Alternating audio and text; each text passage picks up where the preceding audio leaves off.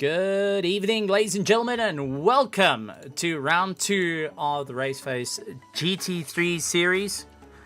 And we are going to be having a bit of fun out here at Barcelona for round 2. It is going to be a properly fun race where the drivers are going to have to push themselves just a little bit harder to go and score through. Also, we've got a couple of changes happening for tonight as we've got bit of a mixed grid. All our different from Pro-Am, and I think Am has also been included now into it.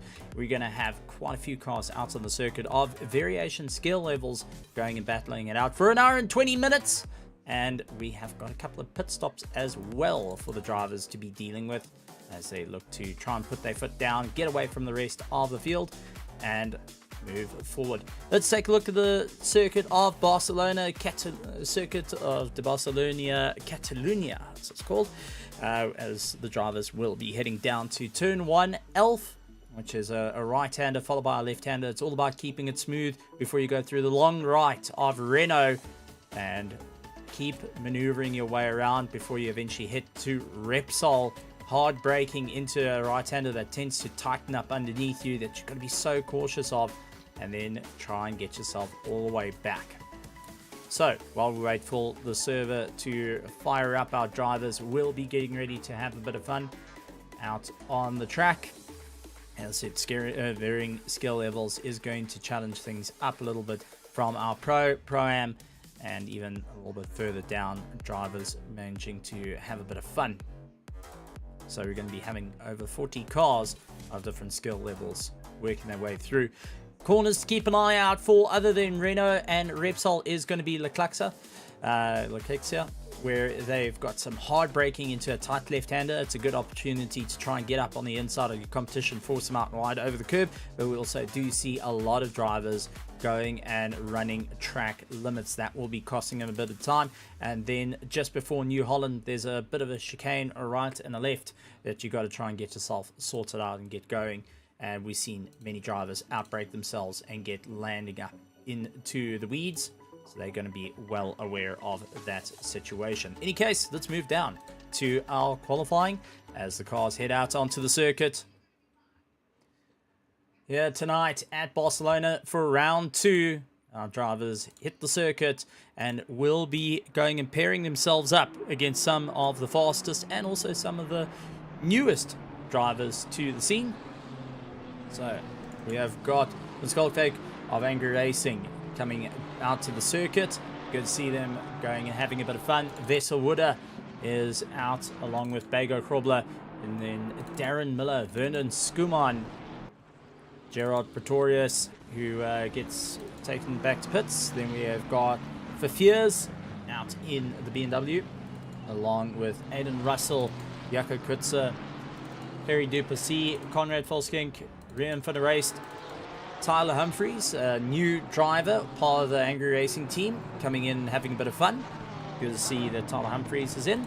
Bernard Barkhuizen, who took the fight up towards the front last night. Tianus Buerta, Ian Upton, Jason McGregor, Mahath Musa, Andre Serradio out on the track. Eric Kirstein out having a bit of fun with Jason Chrysler, also of Garage Races, looking to do battle. Jean Leroux, Kieran Patterson, who had a phenomenal outing last night. Richard Van Heerde, Daniel Rowe, Cabello Matsumai, Alan Patterson. Now, after finding out how he actually got that disqualification last night, it was because he didn't put his finger on the pit limiter. He put it on the TC and then put his foot flat. So, understand how that happens. Arno Kras, Grant Sebastian out there, Issam Domingo, Rob van der Heever, Peter Meyer back to the circuit, Alton Boertema in the big Bentley, Brandon Kruger, Dion Herbst, along with Charles Darden, Kilian Rayner, Sanjin Pillay, Tinian Kube, and Daniel De Villiers waiting in pits. And you can see the drivers just going and backing each other up. And I don't know if that's going to be the best thing you want to do.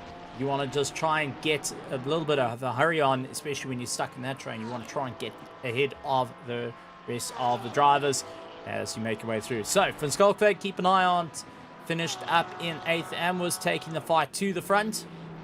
last night and looking to make a bit of a charge. Got a couple of his teammates going and racing with him.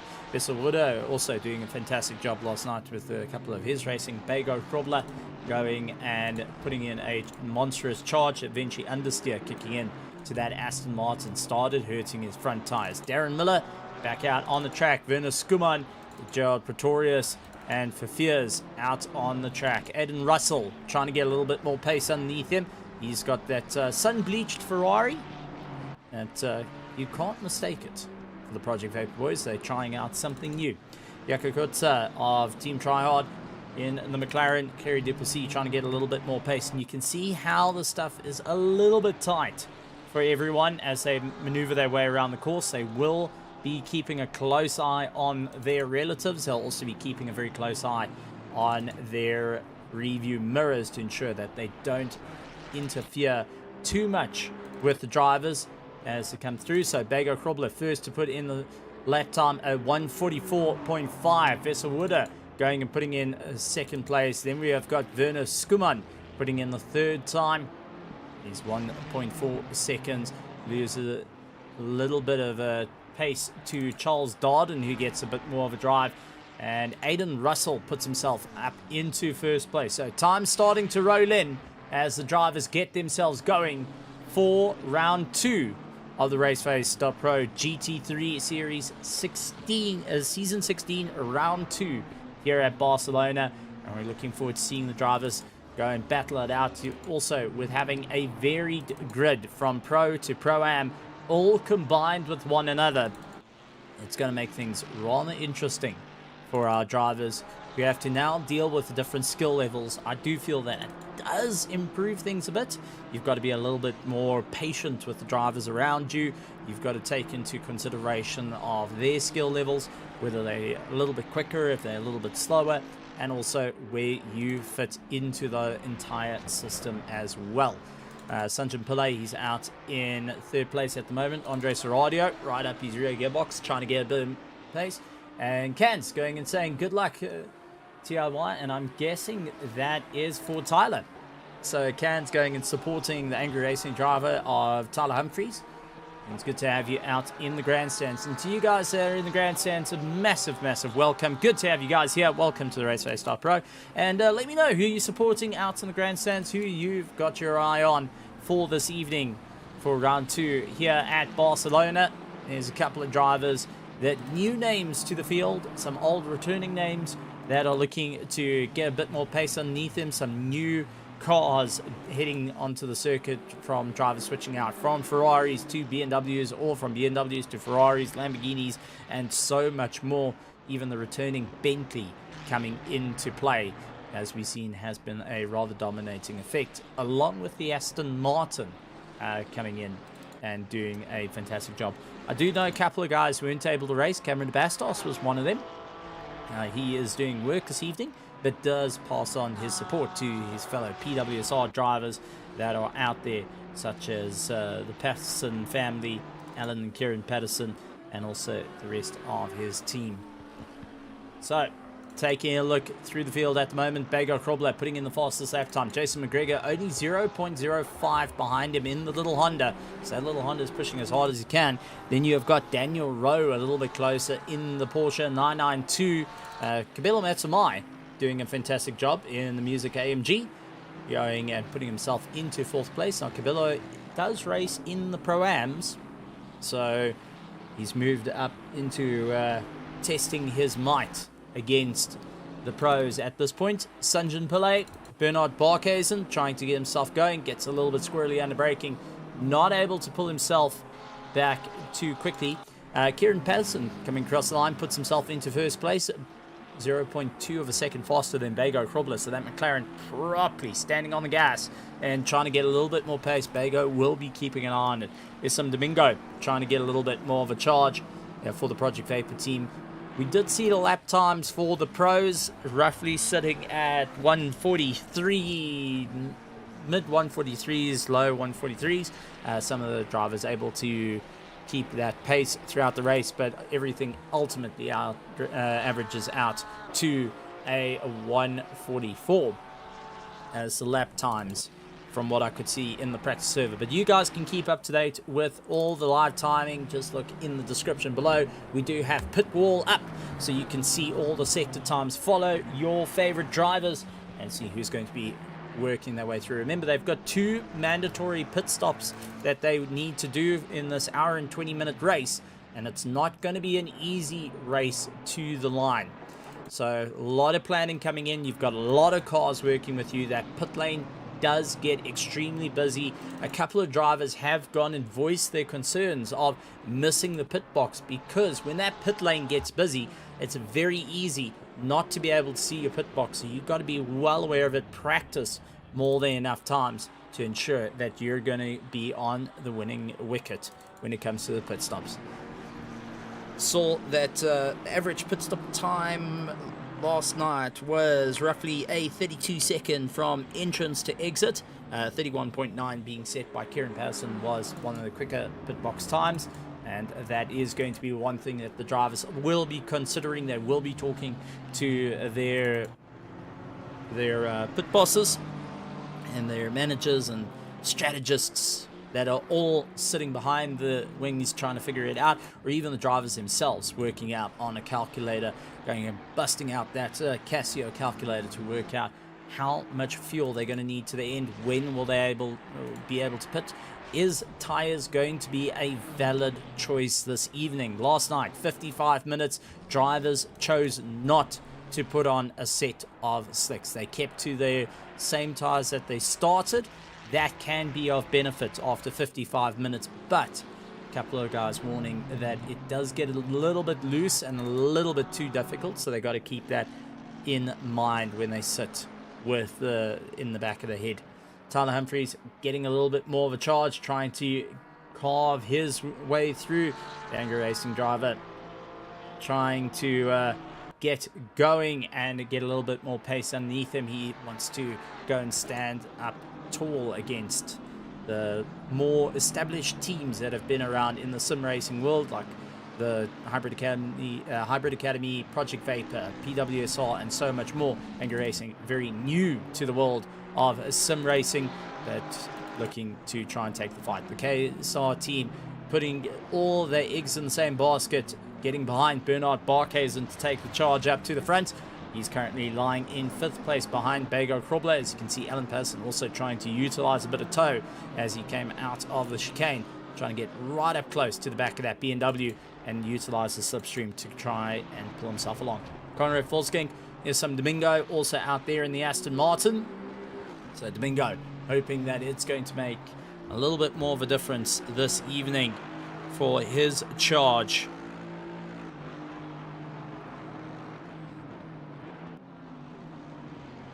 So, as our drivers make their way around, time starting to run out. 4 minutes to go. Kieran Patterson out in 1st place. Jason McGregor in 2nd. Daniel Rowe in 3rd. Bego Krobler in 4th. Bernard Barkhuizen, Werner Skumman, Conrad Volskink, Issam Domingo, Tyler Humphries in 9th place. Mahayath Musa up into 10th. Kabelo Matsumai in 11th place. Sanjan Pillay, Eric Hussein, Vessel Wooder, along with Charles Darden, Rian van der Reis, Alan Patterson, Gerard Pretorius, Kilian Rayner, Andre Soradio, Tinian Kube, Dion van Skalkvik, who was doing a phenomenal job last night, looking to also step up the pace. Grant Sebastian, Tianas Buerta, Jaco Kutza, Ian Upton, also out on the track. Harry Duplessis, Peter Meyer in 29th position, Jonathan Christlet, Richard van der Heerde, along with Brandon Kruger, Darren Miller, Fafiers in 35th position. Then you've got Tristan Herbs, followed by Alderman Buerta, Rob van der Heerde, Arno Kraus, Hansi Myberg, and Daniel the Hitman de Villiers getting into the server right at the last, so he still needs to get a lap time in to be able to qualify a bit higher, and the suggestion is going to be getting himself a little bit more up through the field. And this is going to be a monster run. So I see De Villiers is sitting away, so we're going to bring De Villiers into the commentary. So we've got De Villiers sitting in the server. Let me try bring him up on the air. Daniel De Villiers, are you there? All right, so we've got Daniel de Villiers. I'm going to bring him into the commentary. Daniel, welcome to the Raceface.Pro. Going to be an interesting one. Just seen you jump into the server. You looking to have a bit of fun tonight, or are you going to keep an eye on the team, the PWSR team? I'm just going to keep an eye on the team for tonight. Alrighty-o. Well, if you're more than welcome to, you can sit with me for the entire duration, the 1 hour and 20 minutes. If you would like, you're more than welcome to do that. I know you're not used to it. I'll try my best to stay here and keep the foreign words out of the stream here. It's all good, all good. So you should be able to see the live feed coming in. But Daniel de Villiers, anyone who doesn't know who Daniel is, Daniel has been sim racing for quite some time. You've been involved in sim racing for, I would say, like 4 or 5 years? More? COVID, yeah. Only since COVID started, actually. Since COVID started. All right. Part of the PWSR team, also known as Daniel the Hitman de Villiers, after a time in a Ferrari many years ago.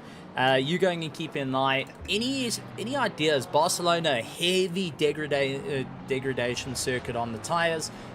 Definitely does impact the fuel in this, and plus now you've got this monstrous size field. What's your take on it from a driver's perspective in terms of strategies that can be employed to use? Yeah, so the main thing is here, you don't push as hard as you would like to do. The first 2 sectors of the track is a good flowing sector, but the final sector is where all your tires fall off if you push too hard in the first 2 sectors. So you must stay patient the whole way through to keep your tires lasting. Now, the other bit that comes in we got to talk about is the varying levels of drivers that we've got racing with us this evening. We have got our Pro-Ams, our AMs, and we've got our pros all together. So that's a different set of skill levels. You've also got new drivers like Tyler Humphreys that's in the Angry Racing team coming in and having a bit of fun. That's a new set of drivers to get used to their driving style. They have to get used to yours. What could be the strategies working through the heads of the drivers of understanding the fields and what's needing to be done at the moment? I know pros need to be in front of the Pro-Ams. They're going to push as hard as they can to be in front of the Pro-Ams to be able to pull away.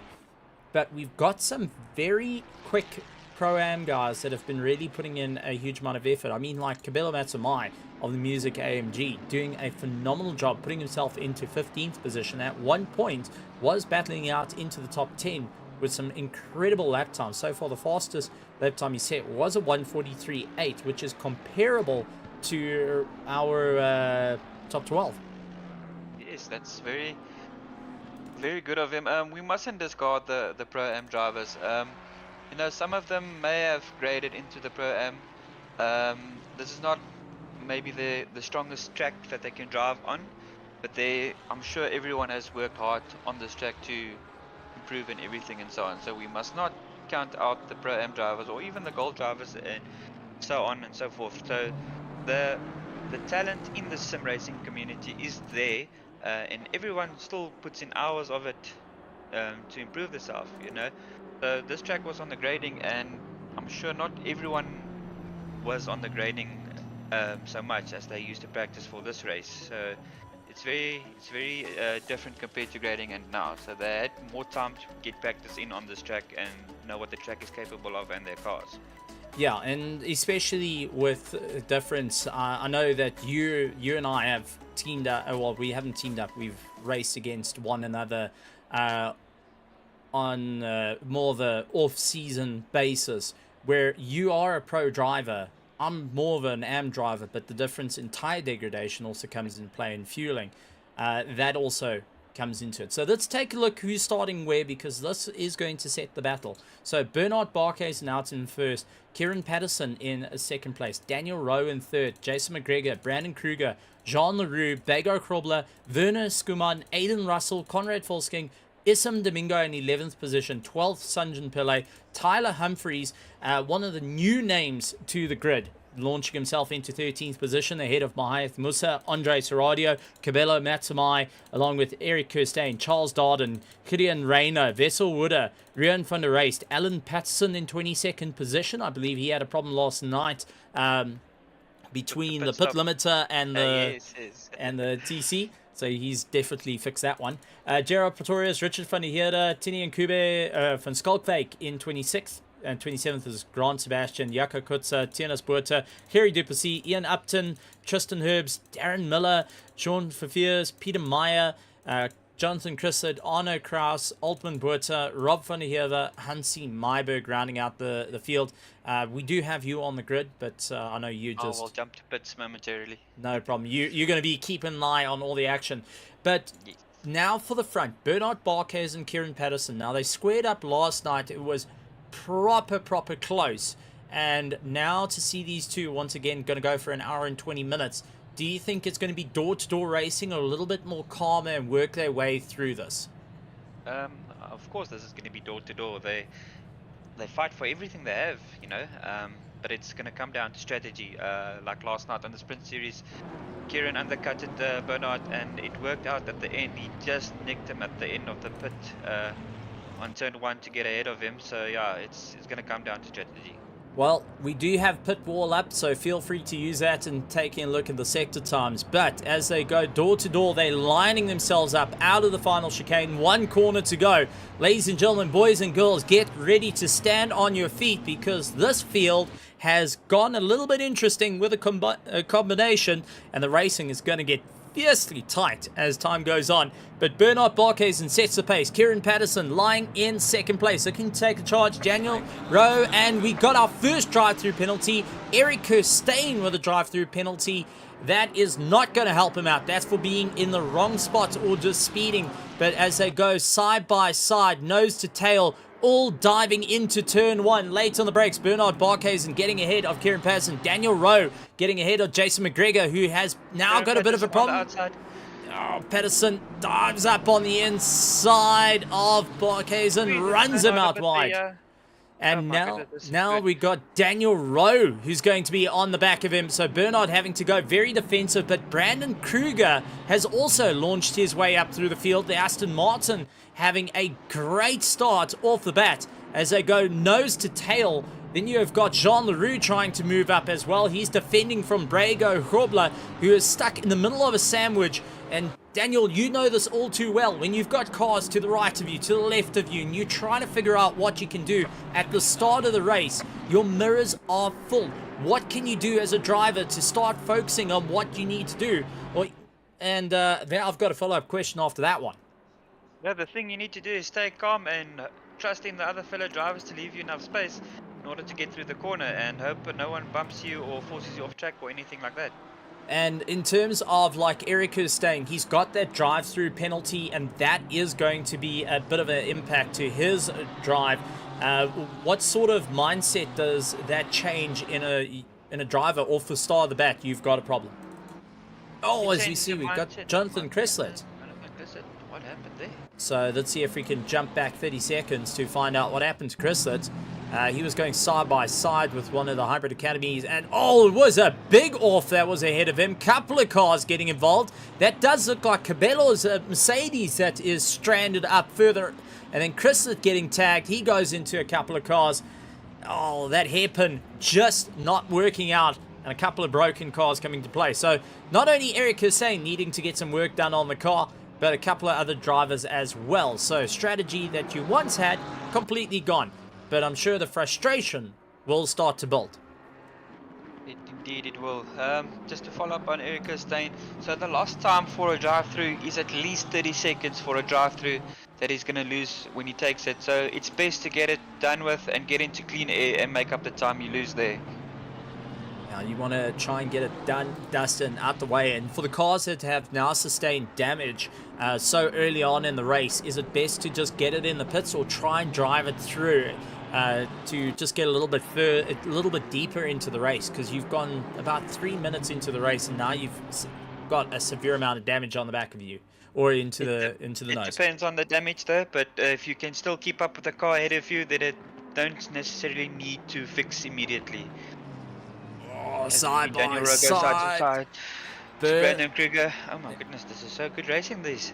Oh, Bernard Balkaisen trying to do everything he can to run away. Daniel Rowe having to get a little bit shoulders out. Brandon Kruger gets a little bit behind him, but the little Honda of Jason McGregor coming into the fight. And don't count out LaRue, because LaRue has caught up to this train as they're powering their way through. But Kieran Patterson has checked out of the fight as quick as possible, and I think that's the better part for him, because being in this train, like for Brandon Kruger, where he is on the attack and the defense at the same time, Daniel Rowe's only worrying about defense.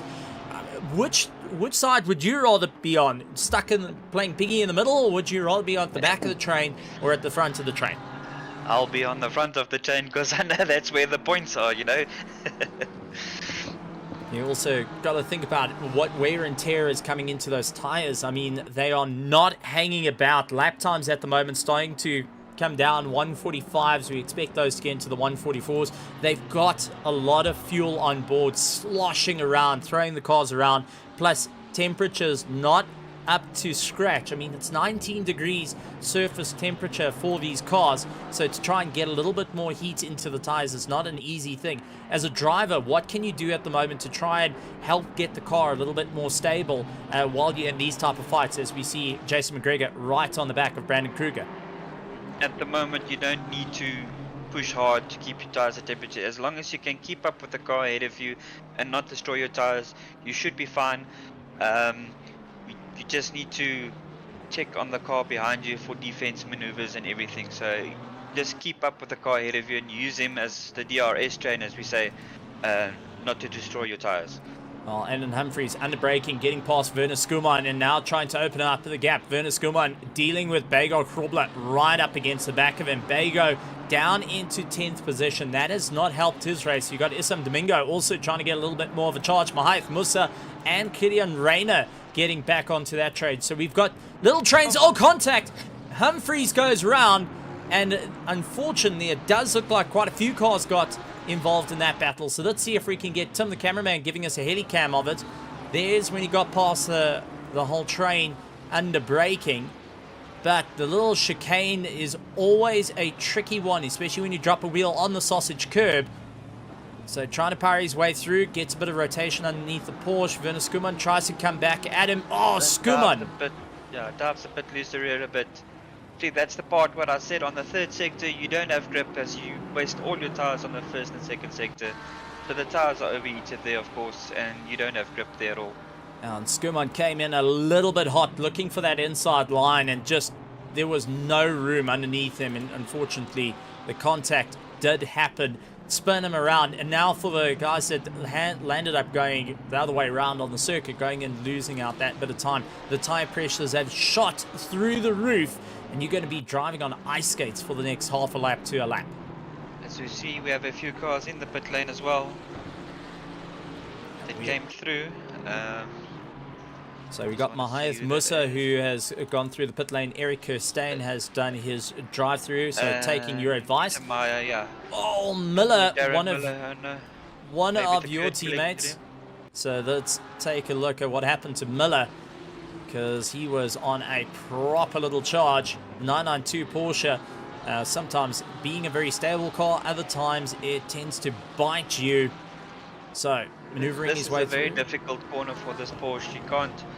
You must get it at the right angle. If you don't, you bottom out and you lose the rear, like that happened a bit there to Darren. That's so unfortunate for him. And Nkube going and having his life flash before his eyes, seeing a Porsche very, very close to the rear of him, will also keep that in mind. Fafier's getting past Humphries, but it does look like a little bit of contact ensued as well. Let's take a look at that. Side by side with the two GT3s going and sharing a bit of paint, maybe. Yep. Angry Racing and the EG Evolved simulators going and sharing a bit of paint. Fears both kept it on track at least. Bit of karting maneuvers there that Humphries is very familiar with. He tries to go up on the inside, and Fafier's goes and locking down that line, ensuring that it can't get past. I know the BMW inherently has a bit of an understeer compared to everything else, but that slight bit of contact between the two, would there be a significant amount of damage on the cars, or would it be a little bit more relaxed? it will be a bit more relaxed. There will be damage, but it won't be enough to be affecting your race or the battle at any point.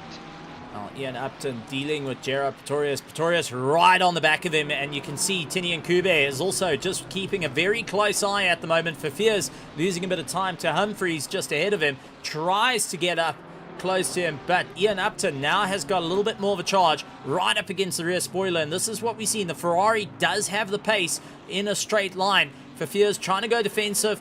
Upton has Pretorius looking up on the inside. Pretorius skating around. Oh, contact between Fears and Humphreys again under braking. So let's actually take a look at that. Do you think maybe a little bit late on the brakes, or do you think Humphrey was a little bit too early on the brakes? I think Viviers was a bit cautious if the drivers may hit him in the rear, and he was letting off the brake a little bit more and didn't anticipate the Porsche being so harder on the brakes then. So Tyler, oh, looks big like a late braking, unfortunately. Yeah, and Humphreys also tried to avoid, and they both got collected, unfortunately. Yeah, Tyler tried taking some evasive action there, and I mean, you've been in those situations where you're just watching your rearview mirror and just contemplating what can happen to you in this type of battle. And these are things that you've got to be so careful of, not to go and lose out time, not to go and have your tires destroyed, but in turn, this is racing. Sometimes you have the worst situations coming back at you. See, we got a driver off track there as well. That is Alan Patterson by the look of it. What happened to Alan? So Alan, he's got a severe amount of damage to the front of his car. Let's go back about 30 seconds and find out. That's been before that by the looks of it. I Yep. wonder what happened to him. Well before that. And just trying to mine out the way. But definitely high-speed collection into a wall. That caused a significant amount of damage. He's trying to keep it off a racing line and just get that car back to the pits. Thankfully, ACC a little bit more relaxed on their damage model in terms of getting it repaired. You're not going to be sitting for hours and hours on end. You've got the fastest pit crews, I would say, to put it all together. They do the Yuki Tsunoda AlphaTauri move, duct tape, and just tape it all together and get it back out on the circuit. As I see here on the chat, Tyler Humphrey says he is a bit disappointed, but it's not in that words. It is just a bit unlucky and unfortunate to you, Tyler. It happens to the best of us. So we know who's the best, and that's clearly you, man. Yeah, but we got Bega and our resident Fortnite player Gideon Reyna battling out there for 10th and 9th, which is a good battle. Oh, Gideon Reyna, who is going and fighting out, trying to show that the OG Fortnite map is going and showing him the skill. Definitely all the times in the golf cart trying to avoid all the fire that comes down on him, or even just having the likes of rifts from above. Just keeping an eye on everything. But Bego Krobler laying on the pressure. The Aston Martin and the BMW, two very interesting vehicles. Aston Martin being the car to go to for beginners back when Assetto Corsa Competizione came out. And then as the BMW came into the mix of things that like Gideon Reyna is driving at the moment, that became the car for guys to go to. Your take onto this, knowing and seeing the stuff? Well, at the time when I joined, I was under the impression the Lexus was the easier car to drive. But yeah, the Aston is a very good stable car. It can eat the curbs good, and the setup for the car is actually pretty basic, in my opinion. So it's a good car to start with if you're starting in the sim racing community here on Raceface also.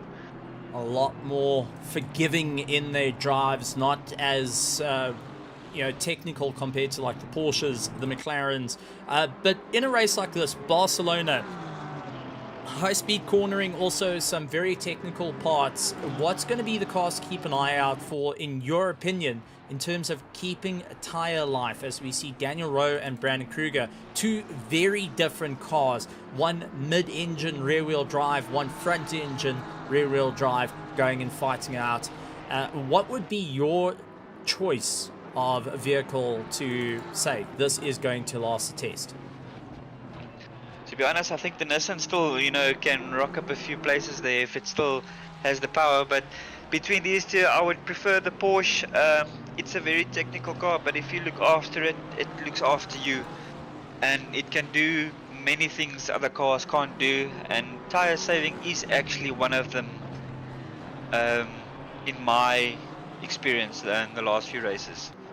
It's a bit of a strong point in that one where the Porsche is a little bit lighter. It's not relying so much on lobbing a big heavy body round compared to like the Aston Martin, the BMW, the Mercedes as well, going and being a part of it. So a couple of things there. And I do see that we have got Cameron de Bastos coming to join in as well. So I'm getting ganged up on here, having the whole PWSR team to do this. Cameron, you've been having a look at the racing. We've got a spun on turn 2. So turn 2, we've got a spinner. And Sebastian. That is it. The big mighty Mercedes parked off and waiting as Tim the cameraman giving us a beautiful action shot there. Looks like he's there for a photo shoot. No, he didn't spin. Just drove off circuit. Maybe And equipment malfunction. that's all I can think. He's still out there, but possibly the equipment malfunction coming into play. We've seen it before where pedals get disconnected, that there's loss of power, but he was very controlled to come to a stop. So that does make me wonder, maybe a steering failure that happened. I've had it with the T300 where you're going along and then all of a sudden it just disconnects the steering. You can still go on your pedals. Most people have it separate, but the steering dies out. Yeah, it was a very controlled stop. So that leads me to, he did have brakes. Indeed, you're right there, Steven. So he's still on track by the looks of it on my screen. I wonder what the issue is, and looks like he's going on again. So he is leaving on. He's on the track now. Turn 3 now, so he is going. So let's just hope he can just come back towards his racing and still gain positions. Very, very interesting. I wonder what has gone on with the car. Interesting to point out, we've seen a couple of strategies here, whether it was force majeure that made it happen due to the context, but we do have a couple of guys that have done their first pit stops. Altman Buerta and Alan Patterson have completed both their pit stops. We do know they sustained a fair amount of damage as well. They've completed their pit stops in this, so they've taken away any advantage to change tires or even refuel at this point. They're going to be trying to power their way close to the end as possible. Mahayath Musa is the first of our drivers to have completed a single pit stop. Now this is where I want to ask you guys, the drivers. You know, Cameron, Daniel, you both are pro drivers. You go right up to the front, you're able to go and battle it out. Do you think the pit stops due to force majeure were a little bit too early, or do you think that it was a bit helpful in a way to get that first one out of the way and you can concentrate on your final pit stop? So I'm going to pass that one to Cameron, because Cameron hasn't spoken as yet. Well, even it's quite a difficult thing to say. We all know, I don't know if it's still there, but last night it proved quite difficult, especially for the McLaren, and I know from the Porsche as well, that Barcelona is quite a track that likes to eat tires. No matter how smooth you are, it can go and destroy your tires at quite an excessive rate. So stopping early might not be the best, as you have to watch your tire wear, watch what you do with the throttle, avoid as many possible spins and just protect them. It might pay off, but it can also be, it's a very high risk, high reward strategy if it doesn't work. If it works, if it doesn't, then you might find yourself going backwards instead of going forwards. Daniel, your take onto it. Oh, as we see Gideon Reina losing it under braking, and Conrad Volskink and Werner Skuman were able just to get by, but Gideon Reina just going and locking up and getting twisting himself around a bit there. But Daniel, your thoughts onto the matter with the earlier pit stops versus the much later pit stops, especially in a race like this where you've got so many different driving styles coming into play. You've got a very full field that you've got to be watching where the guys are and where you actually filter back in. Yeah, like Cameron said, the tires are an issue on this track. Like I said on earlier, the third sector is where all your tires are already overheated and so on if you don't take care of them.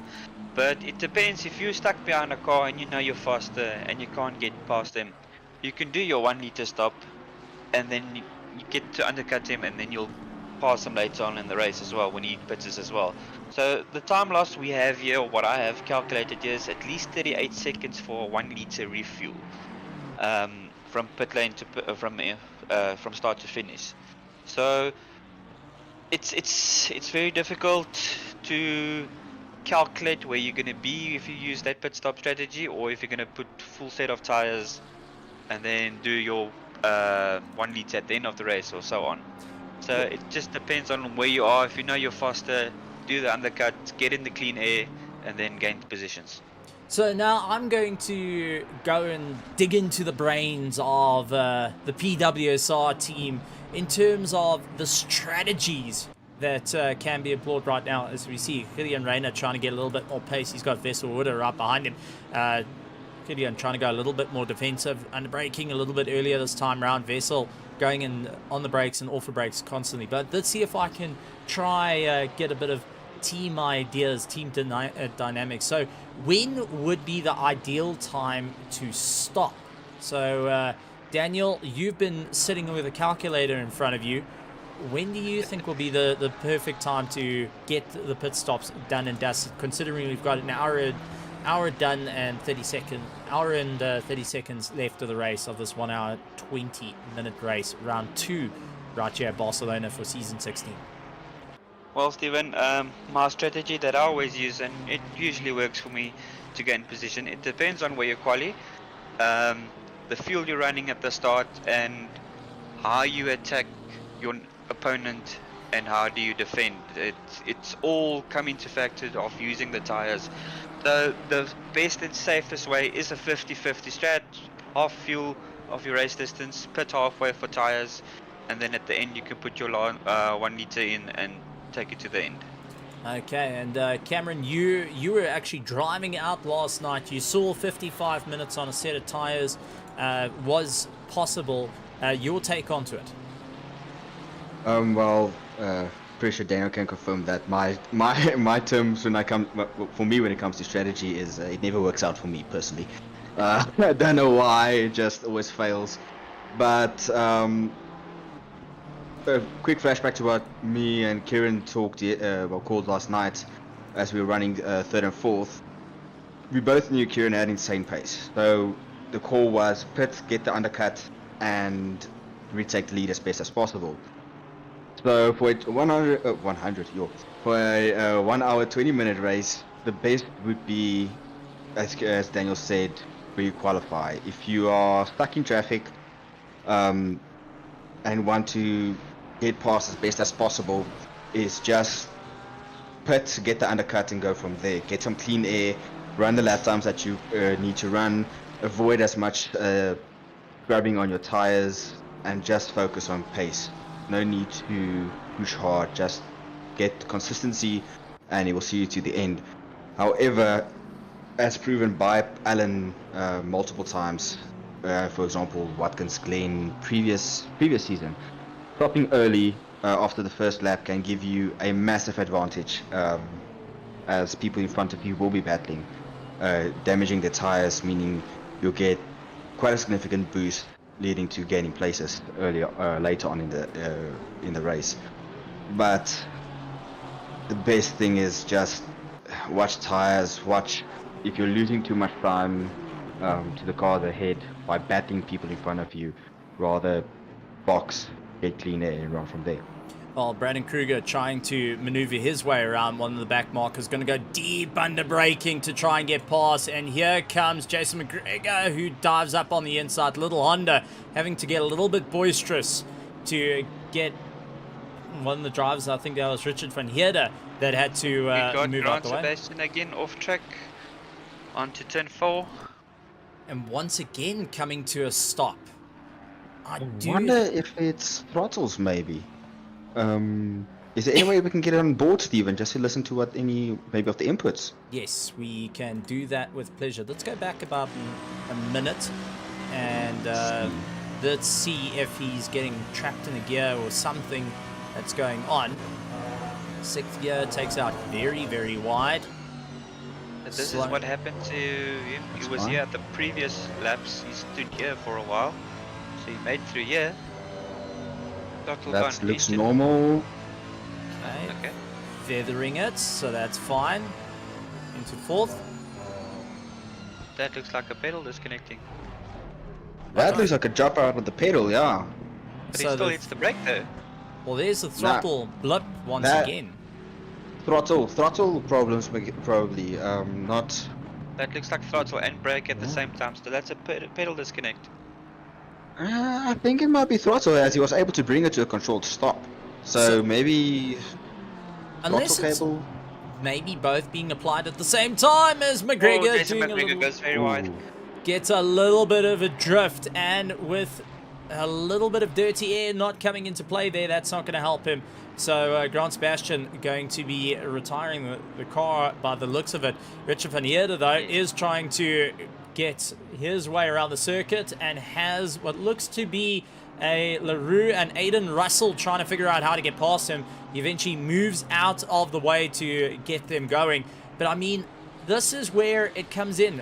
When you have these blue flag moments, you've got to be so aware of the drivers racing with you, and also the quicker drivers are going to try to come past in their own race. You're in your own race as well, so you just don't want to lose too much time. I mean, I can talk for a slower car watching the review mirrors the whole time, but as the top echelons of drivers like what you guys are, dealing in the top 10, what's the thought process when you catch up to a back marker like that, when you know they haven't got the same pace in terms of braking, considering that we did have our drivers trying to get past 32nd place on the grid? So, you know, what's the sort of mentality that you got to be in, especially when you're like Jason McGregor and Brandon Kruger, who are on top of each other? They're fighting currently in the top 5 of the race. What sort of understanding is they've got to go through the head? I think I'm gonna I'll give leave this this one to to Cam. Dan. No, I'll leave this to you, I'll give it to Cam, the man. resident submarine captain, so let's give it to you, Daniel, since you like to dive as much, eh? So yeah, Steven, all drivers must respect each other. Like you said, everyone is running their own race. If you know you're not going to be able to match the faster driver's pace, let them go at the safest place you can. Let them go by, but don't be unpredictable. Let them know you're going to move aside, or so on and so on. The rules clearly state you don't have to move immediately out of the way for a blue flag like Formula 1 and so on, but don't be unpredictable and cause major drama for the faster guys and so on. Now, just taking a look at McGregor, he's actually sliding the car quite a bit, but it also looks like Brandon Kruger in the Aston Martin also not as stable as he would like the car to be. Very interesting to see different types of cars out there. Aston Martin, Honda, Bentley, Mercedes, all making their return, and that was because there is a new BOP implemented. Now, for people at home that don't know what a BOP is, that is a balance of performance. Now, that can be in different things in terms of real life racing, restrictor plates on the engines that stop the amount of power coming through for a Assetto Corsa Competizione, though. I've got to ask you guys, the residents of the Assetto Corsa Competizione, what does a BOP mean, a balance of performance mean for these type of cars? So we get to see things like the Porsches, the BMWs, the Bentleys, the Astons all making their return. I know a couple of even a Lexus once or twice has even arrived on the scene. What counts as a BOP? Who is this question? Who is the what counts as a BOP? I just see it as a disadvantage for myself. I'm not as fast. Nah, it's definitely levels the playing field, and as you say, Stephen, it brings the older cars back into contention. The cars that are not getting as much love and attention as the newer cars, like the McLaren Evo, as we see Kieran driving here now, and the Porsche that we saw previously earlier. It's definitely something else that we have to consider in terms of all our car choices. You can't just go for the stronger car anymore. You have to get a car. Well, some people are still trying that, going for the car they feel is the fastest. But It's nice to see cars, other cars being in contention, like the BMW, the Aston Martin, the Honda running a top 5, which I haven't seen in a long time. Although there is apparently a rumor going around on LFM. Ooh, as we see Oh, Mr. that is Hansi Hansi there stationed. Myberg. So what happened to Hansi? That they was off. Hansi Sorry. just pulled off. No, no Hansi worries. just pulled off away for Bernard them to come past there. I think he might have missed the break point actually, Yeah, and didn't want to rejoin. Yeah, I got a little bit of a snapback, and that is just compromising, because as much as you're trying to stay out of the way of the rest of the field, it does compromise your race significantly as well. So you got to be so mindful of things like that, where it can work out for you, but it can also work out as a failure. As we see Daniel Rowe fighting it out with Bernard Barkhuizen, they're fighting for second and third at the moment. Bernard Barkhuizen really trying to get away from Daniel Rowe. Daniel leaning the pressure on that 992 Porsche, a little bit more stable through the corners compared to Bernard Barkhuizen's BMW.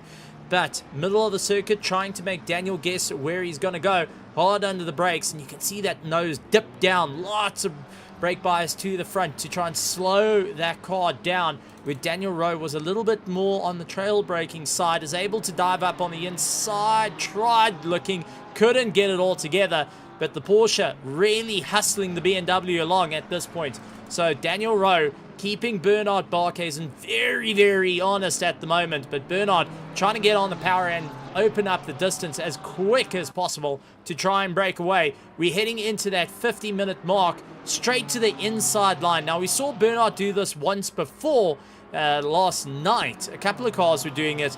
That's over the marbles. That's picking up all the marbles onto the tires, and that is going to compromise your braking into turn 1. No, it's trying to break the toe, but that is extremely compromising and does change your braking point for turn 1, if I'm correct in saying so. But Daniel, Cameron, maybe you can correct me on that one. Well, seeing as Daniel didn't race for a while now, it's, well, it depends pretty much on the driver. For my example, me being always trying to be the Daniel Ricciardo and braking late as best as possible. Ooh, as you see Miller going off there. Oh, he had contact with the wall. If you see the bonnet there on the car just lifting, he is properly broken. Let's he take can't a look steer. at it. I think he snapped. That was in turn 2 about a minute ago, as I was checking it on my side of the screen. Might have snapped on him going into turn 2, but yeah, it has no steering to the right. He's busy blinking at the moment. Little Herbie is winking at the crowd as Tim the cameraman gives us a bit of a drone shot next to the car. That is not going to be an easy drive back to the pits for him, and a bit of a compromising one in doing so. Was doing well, but unfortunately there's no land in the forgiving in terms of the circuit. Drops him down to 31st position. That is going to compromise some drive. Peter Meyer going after the likes of Tristan Herbst, the two Aston Martins going and powering their way through. Herbst of Ominous Gaming right on the backs of Peter Meyer, the two teammates, trying to open up the distance to Rian van der Rees behind him, who is trying to close down the distance. So a couple of drivers starting to work with their teammates and figure out what's going to work out. Just are there track limits? Watching for a while now, a lot of these cars cross the white lines with all four wheels. So for anyone that isn't too familiar with how the rules work, I know in this Assetto Corsa Competizione it's a little bit different to like iRacing. iRacing, if you sniff the white line, you get penalized by the stewards. They are more than happy to hand out penalties to you. But in Assetto Corsa Competizione, Daniel, maybe you can give us a bit of an insight into this one of how it actually works of track limits. So yeah, Stephen, how it works, if you go off track, you get a warning. If you lift your foot off the throttle, you might be lucky to not get the warning. If track limit is only applied if you gain time during your lap, and then you will get your warnings. You got 3 warnings, and then the 4th one is your drive-through penalty or stop and go. I can't really remember what it is. I haven't had one in a while. No, you're lying. It's depending on track to track. So. It depends, yeah, but it depends on track to track. For example, Paul Ricard's got the small not cones, markers that you must be inside of for not to get track limits and so on. But yes, if all 4 wheels cross the white line, then you are off track, and you still keep your foot in it in game time, you get a track limit warning. Okay, so the trick that comes down to it is if you're going off circuit, you need to just try and lift ever so slightly. It is going to compromise your drive out, but hopefully the stewards think that you're a little bit in the okay and not give you a bit of a problem. Otherwise, if you get it 3 times wrong, you're going to be visiting the COC and get a bit of a whack on the knuckles with a wet shoelace at that point. But also, Stephen, it also depends on some tracks. Like Daniel said, for example, I know Barcelona. You do not want to drive Barcelona in the rain, as I don't know if it has been fixed already, but previously in the earlier bulls or earlier versions, with a drive-through penalty. Ooh, So I think maybe that's track limits. Yep, we just found out what it is. Thank you. But for example, Barcelona is on some corners lenient on their track limits. But for example, in this corner that we just see them going through, if you go a smidge onto that green with your inside tires, you will be getting a warning. I found that out last night the hard way. But on some places, for example, on the exit of the final corner, you can use as much of that green curbing, of the green asphalt on the outside to still run wide and not gain any warning. Well, but it depends on track to track. Well, just getting a message. We're going to be having a visitor. So the commentary box getting busy, and I love it because my 2 commentators are here. Cameron de Bastos and Daniel de Villiers going and giving up their seat for tonight in terms of driving, and they going and being with me this evening, which hopefully doesn't drive them insane. But I just got a message from Grant Sebastian, who is going to come across and have a chat to us, and maybe Grant can give us a bit of insight of what on earth was happening to that Mercedes AMG Evo in terms of whether it was brake, whether it was throttle, and, well, Cameron, Daniel, before he comes in, we're going to take bets. What do you think was the problem? Cameron, what do you think was the problem? Throttle. Okay, Daniel.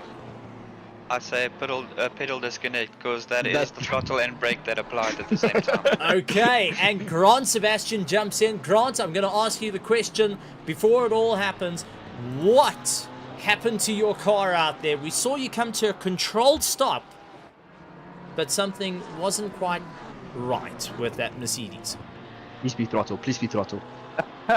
How's it, gentlemen? I see, Stephen, you got two gentlemen in here ganging up on you. Hope they've been good. I've unfortunately had just a nightmare session. Started in quali. It was first my throttle. You are correct. My throttle went in quali, and then the brake was going on and off, and I started hearing USB sounds. You know, the window sounds.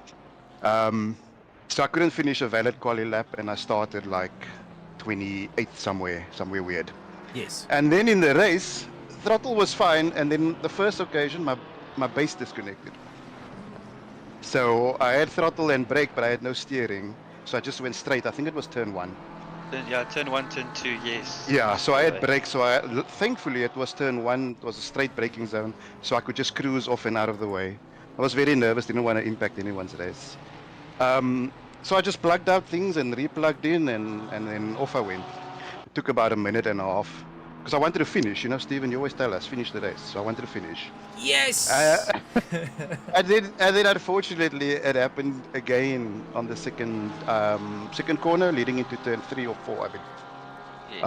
I just started hearing windows beeps, and I thought I'm a bit of a risk here. I need to get out of the way. So sadly, I couldn't finish. The base is still not as powered, but it doesn't have force feedback, so I'm not sure if it's my power supply. I think Cameron has the same wheel, so maybe he can give me some advice. Motor R9? R9. We'll be in contact. I can only tell you from my T300 on that one, to be honest. Yeah, no. T300 is a reliable wheel. Steven, so it was mostly the disconnection, not just throttle. So don't I win the bet here?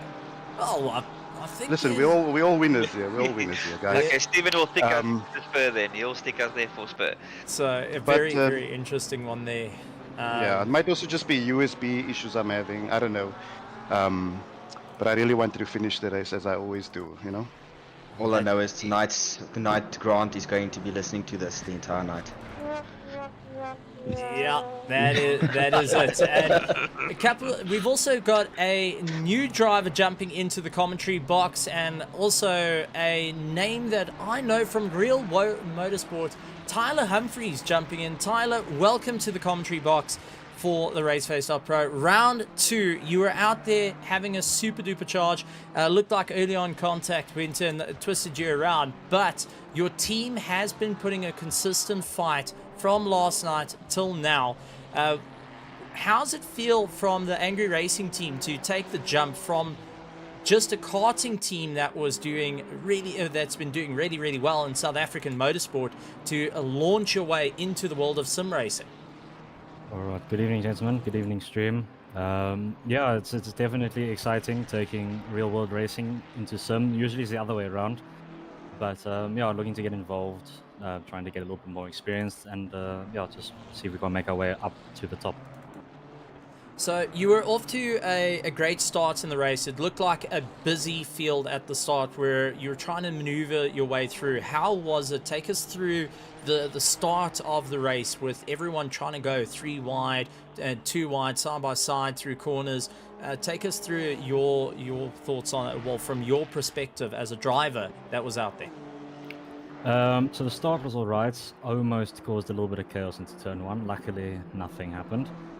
Yeah, I don't know where I started. I don't know where I got taken out, but it was a struggle. Of course, having to work through everyone, just keep your nose clean and everything. At the same time, trying to make up some positions.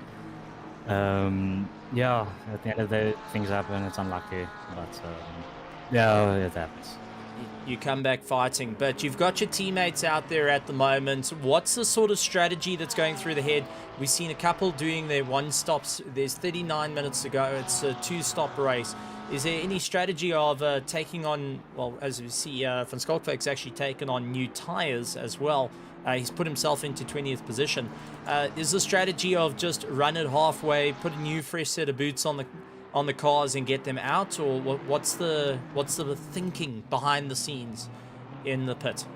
For us, it's mainly tire management. The Porsche is not the kindest on its tires, so we went light first stint, and then we boxed for full fuel and tires, and now Dwayne's just trying to nurse it home, try to keep the pace up, and try and make up a few positions, and hopefully he can get further up the field. Now I've got to ask, in terms of coming from the different aspects, you guys have been involved in karting, you've been involved in saloon car racing. Coming into the world of sim racing, what's your feel to it? Well, how does it feel to you as a driver to get in behind a sim where you're not feeling those G-forces through your bum that you're so used to? You're relying on visual cues and also whatever's coming through the steering wheels at that time.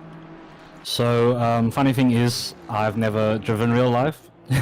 So, the whole idea was, I got in contact with Angry got in contact with me, the IRL racing team, and we decided to maybe give the sim scene a shot.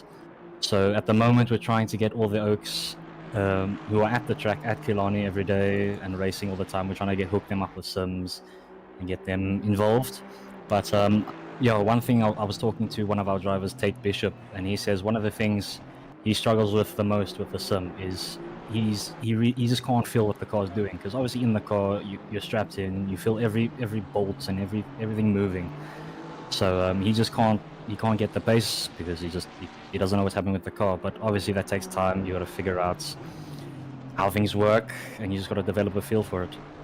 Oh, I mean, right here in the commentary box, we've got a very, very interesting situation of the amount of guys with us this evening. So we have got 2 drivers from PWSR, Patterson Works Sim Racing, and then we have also got Project Vapor along with Angry Racing, all in the commentary box. 3 team names that are synonymous with not only for sim racing but for real world motorsport. How does it feel to be, and this question goes out to everyone, of Cameron, Daniel, Grant, Tyler, just of being in this mix, of having the different experiences, guys coming from different parts of South Africa, even around the world, to then have teams squaring up on a circuit like this. And I'm going to start off with Grant Sebastian. He was out on the circuit, unfortunately, due to mechanical failure, was unable to finish the race. But Grant, you've got your team out there, the Project Vapor team, still on a monstrous charge. Your thoughts to it? Yeah, so I want to touch on quickly on Tyler's point of feeling the car. Unfortunately, I don't know for the other guys, but for me, ACC doesn't have necessarily the best force feedback and the best feel. So it is difficult. I can understand where his buddy is like struggling. So we have visual clues, and that's why I use like a bonnet cam. It allows me to visually see the rear moving. That gives me a sense of where I need to correct and not besides the force feedback. So your buddy Tyler just needs to get more experience and just keep driving, and 100%. I'm pretty sure he'll figure it out. He seems like he's a smart guy and a good driver anyway. And then Multinational champion Tate Bishop. Oh, is it? Yeah, I stand corrected. My he's apologies. no slouch, that's for certain. I've been lapped once, twice, 3 times more by Mr. Bishop. Sorry to jump in there. No. Then I think you'll find his enjoyment, touching on your point, Stephen, in the level of competition that Raceface has. I mean, you can see in this race how tight quali was. I think the top 20, maybe within a second, if not more. So the enjoyment is there with the respect on the track. The drivers pushing all so hard. Yes, there was a few incidents, but normally there isn't any. So I think the teams who are all involved know each other well by now. They seem to get on well. We're starting to form once more a good bond and a good friendship and a good respect on the track. That's why I came to race today, in essence. Oh, that tells the story. Daniel, Cam, your thoughts? Let's start. Daniel, your thoughts onto it. I mean, having Project Vapor here, Angry Racing, all in the commentary box, going and chatting while we're watching Hybrid Academy and KSR. We've got Daniel Rowe hunting down Bernard Barkhuizen and looking for the inside line. Can't quite get it on just as yet. Both pushing the limits of what they can do, both representing their brands. You guys are taking a look at Kieran Patterson, who's currently lying in 3rd place. He's got the fastest lap time. He's done his first pit stop. I mean, your thoughts, Daniel? Let's start with you. Stephen, as you're busy explaining, I'm taking this Barkhuizen and Rowe fighting since out of the pits and into the pits. The proximity they race in, it's millimeters close to each other, and the respect they have for each other to leave enough space to get into the corners both wide and everything without crashing is insane. Much respect to those 2 drivers to be able to do it, especially on the conditions that sim racing you've got net cutting issues. And Barkhuizen, oh my goodness, gets a little bit on the curb there, and that's going to allow Daniel to get the drive. It will see if the Porsche has the feet for the long run, but the BMW is so quick on a straight. There he goes again. It's going to go around the outside. Daniel's going to defend the inside line. Going to try and go hard on the inside through turn 1. Barkhuizen does back off. Tries to go for a cutback. Looks around the outside once again. Daniel walking him out to the fringes of the circuit. Trying to keep it all together. But Daniel is keeping Bernard Barkhuizen. This is going to change the race a little bit for them as they try and power their way through. Kieran Patterson, on the other hand, starting to walk away from this little fight. Bago Krobler, who's out in first, yet to do a pit stop, trying to run it out a little bit later. Strategy coming into this of run it as deep into the race as possible. But Daniel Rowe, Bernard Barkhuizen are going hammer and tongs at one another. Immense close racing, and very good both of them for keeping it out of the wall and onto the track. I just want to complete my saying there. I've known Grant for a few months now. Him and Skases and Dean Cabasa, they used to drive together. So yeah, I've got to know them. And then Grant moved to Project Vapor and give all his experience and knowledge he knows to them, and it looks like it works for them as well. And I can say to the newcomer, Tyler, good luck and have fun, and you'll get the hang of it. It comes to you. It really does. And what they say, practice makes perfect. There is still a few stuff that you can learn through other drivers and YouTube videos and so on and everything, but each to their own. Each has their own driving style. Try to adapt to yours and use yours to make yourself quicker. If I remember correctly, Tyler, you've been involved in sim racing in different formats throughout. You've actually been in it for a little bit of time.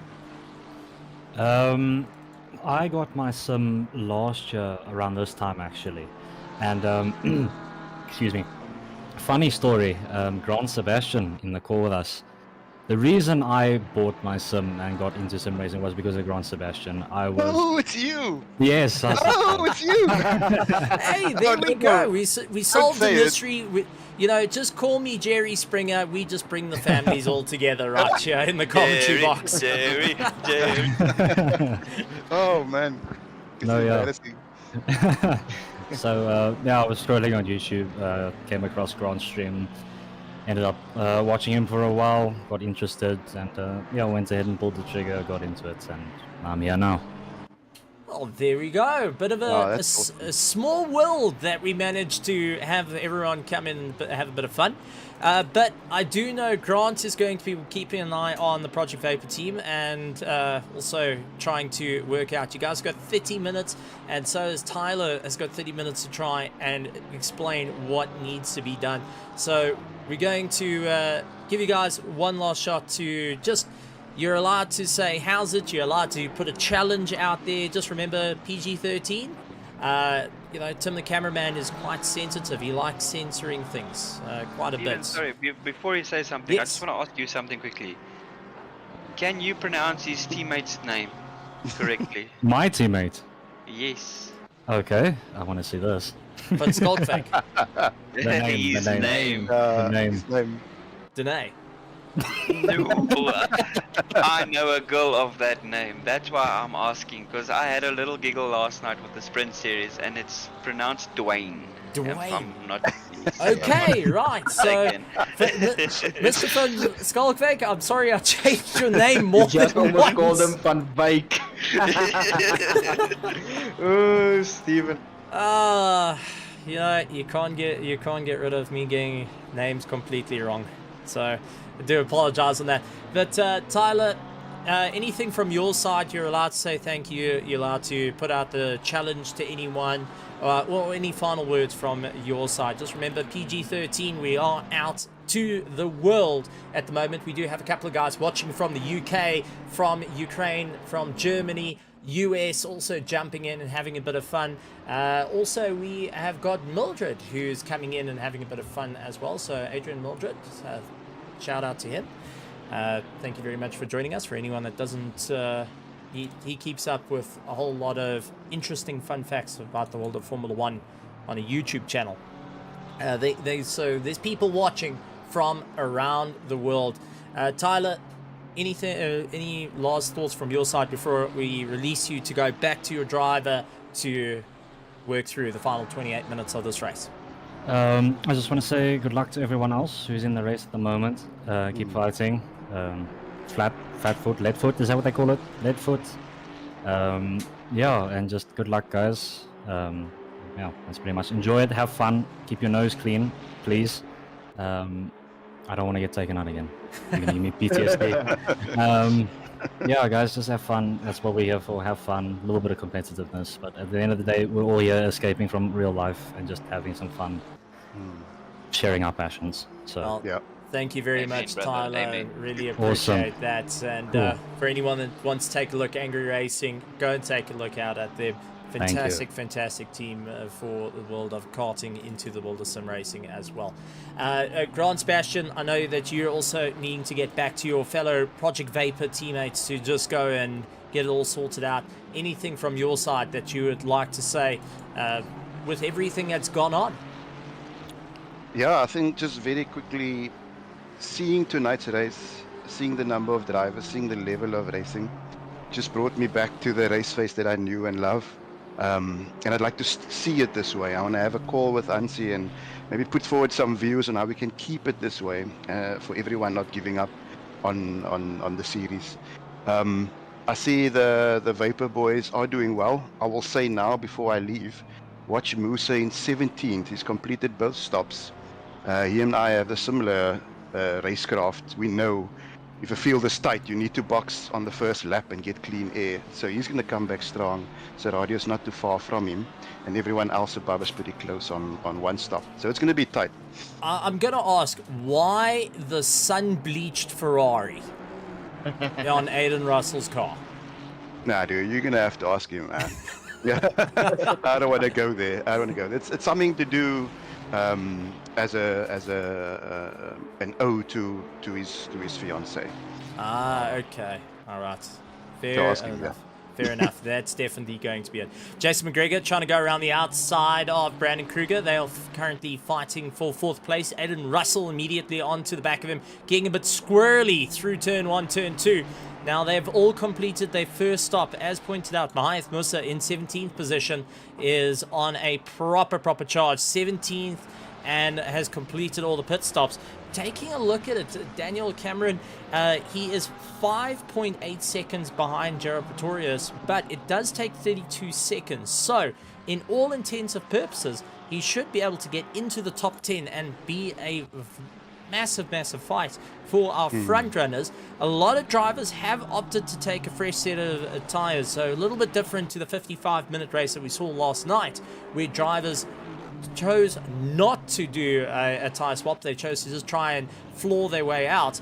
You got Bernard Barkhuizen trying to go on the inside of one of the Astons and getting a little bit boisterous. He's trying to get closer to Daniel Rowe, but tire wear now thrown out. Everyone running a very similar strategy at this point. 25 minutes left in the race is going to be a proper run and working up a monstrous sweat at this point. Looking at the time here, Stephen, it looks like Musa will come just behind Falskink or battling it into turn 1 if Falskink and AC's 1 meter pit stop. So that is going to be a very interesting one. A couple of drivers like Eric Hustain, Arno Kraus still needing to do one more stop. They are behind Musa, who's in 17. So Kirstein, after having that drive-through penalty at the start, going and landing up with a problem, and Arno Kraus as well, a little bit further down, trying to maneuver his way through. Do you think it's a little bit too late to be in that part of the grid and still needing to do one more stop? Or do you think that it's still playing it by keeping it going? Stephen, I always have the saying, you don't know until the fat daddy sings.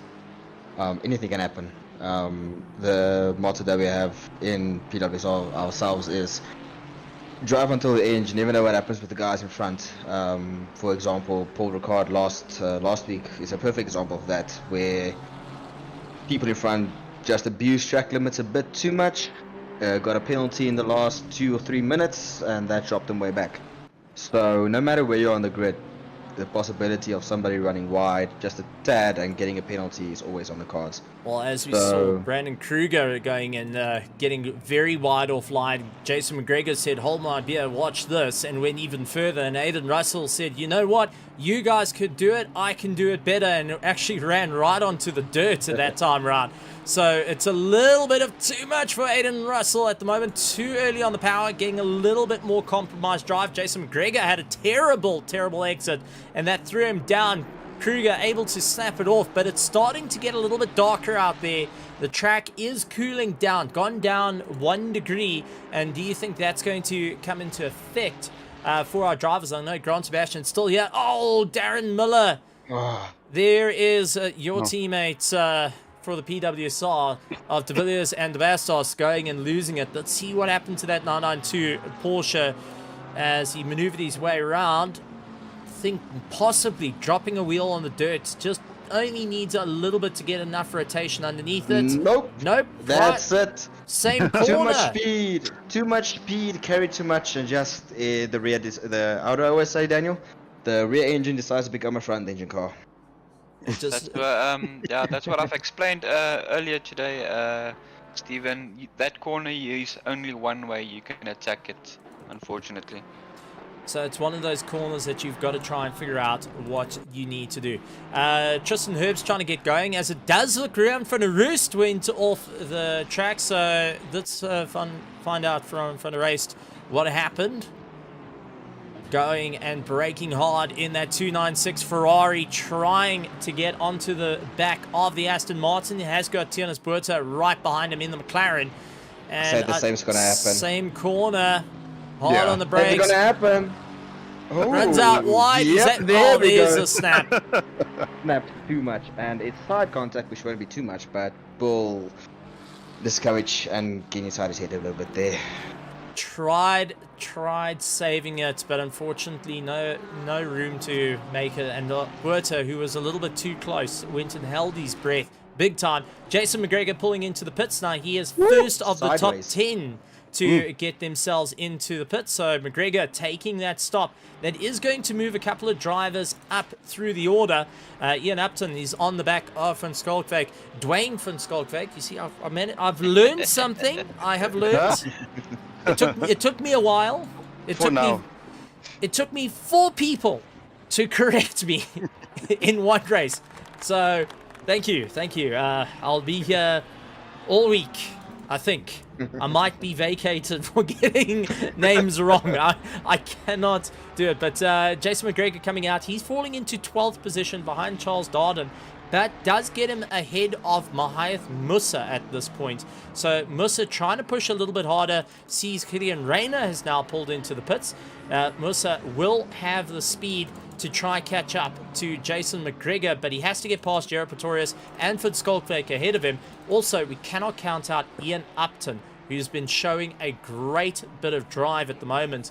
And Grant, you can talk a little bit about this. The Project Vapor team with Ian Upton on his progression has been quite accelerated through the different seasons. From a driver that was plodding around in gold, is able to take the fight right into Pro-Am and into the fringes of Pro. 100%. Ian and Richard came basically as a package. They are good friends. And one thing when you join a new team, it takes a while to settle in. A quick way to speed it up is to have someone by you that you have a relationship with and a good friendship. So Ian and Richard van Heerde joined Project Vapor at the same time, and together we figured out what their weaknesses and, more importantly, their strengths were. And we set an expectation that it will take time for them to get where they need to be. They just need to be patient and trust in the process. And it's now showing. Ian used to drive the Honda. He was pretty quick at the Honda. I remember at Bathurst. If you guys also remember, Yes. He was always like top 2 at Bathurst in the Honda. So he tried it again, but it wasn't fun. So he committed to the Ferrari. And he's been doing great. And I'll just want to point out before I do go, the top 4 guys are all different manufacturers. And that is unheard of at Barcelona in the current BOP, in the default BOP, should I say. So with Raceface bringing the BOP and updating it each week and communicating to everyone that this is what's changed, and we want an equal playing field and we want close battles and showing on track. So that I hope never changes, because going back to the old BOP, I had a race yesterday at Barcelona somewhere else where the top 7 were Ferraris. So this is great the way it currently is, and I hope it stays that way. But I do have to head off, guys. We must sign a petition to get the Nissan back. No. I'm pretty sure there's literally no BOP that can save the Nissan. That's the problem. You know what? You guys do that. I will take the old approach and bring the Jaguar. That's it. I'll just cruise in the Jag and be 6 seconds faster than the lot of you. Don't worry about it. I just think Daniel wants to scare Alan again. That's all. Bring back the pink monstrosity. Well, the good news is that the LFM boys wanted to have a controlled group of cars, and obviously the popular ones. The Nissan and all of the rest of those guys or those cars who aren't as popular, they are going to come once they are happy with where the current BOP is for the current group of GT3s. So it's going to be in the works. but maybe early next year they'll start bringing that in. So that's all drive Jaguars, that's what you're saying. Okay, perfectly. That, as you heard from Grant Sebastian from the horse's mouth, saying all drive Jaguars. I'm happy with that. But just like Grant said, unfortunately, gents, I also have to make like a tree and leaf. My dinner break is over. Gotta get back to work. the dad jokes that are flowing in. So Well, Cameron we have DeBastos and Grant Sebastian, thank you very much for joining us for the duration. It has been absolutely incredible to have you guys in the box. Very few times that I actually get to talk to you guys and even get you out on a microphone as well. So big round of applause for everyone out there in the chat, to our PWSR, Cameron DeBastos, and our Project Vapor team, Grant Sebastian, joining in the commentary box for the quite a good bit of racing. Grant, sorry about the race, but it's good to hear that you're still in high spirits and going and supporting the team. Please wish them luck from us in the commentary box. I appreciate it, guys. Thank you so much. I'll see you next week. Okay. Awesome Hold on, stuff. take care. Cheers, Very boys. Right. Right, so Grant Sebastian out of the commentary box. So let's take a look through as we see Peter Meyer has got a drive-through penalty. Kieran Patterson leading out, second place. Daniel Rowe, followed by Bernard Barkhuizen in third. Aiden Russell up into fourth. Fifth place is Jean Leroux, Bego Krobler, Werner Skuman, Conrad Volskink in eighth position. Ninth is Issam Domingo, followed by Charles Darden, Jason McGregor, Ian Upton, Brandon Kruger up into 13th. 14th is Gerald Pretorius, Mahayath Musa, Eric Kirstein in 16th. 17th is Andre Seradio, followed by Gideon Rayner, Arne Kraus, and lying in 20th position is Dwayne van Skalkwyk. 21st is Peter Meyer along with Tianus Buerta, Wessel Wooder, Ruan van der Reist, Tristan Herbs along with Kerry Duplessis, Richard van Heerden, Rob van der Heerden, Jaco Kutzer, Jonathan Chrislet, Hansi Myberg, Darren Miller going and lying in 32nd position. Grant Sebastian still in the pits. We have had a couple of retirements, as we do see that Alan Patterson has fallen out from it. But for Peter Meyer at the moment, drive-through penalty right at the last. You've got no pit stops to save you. You've got 15 minutes left of the race. Daniel, this is detrimental to his race at the moment.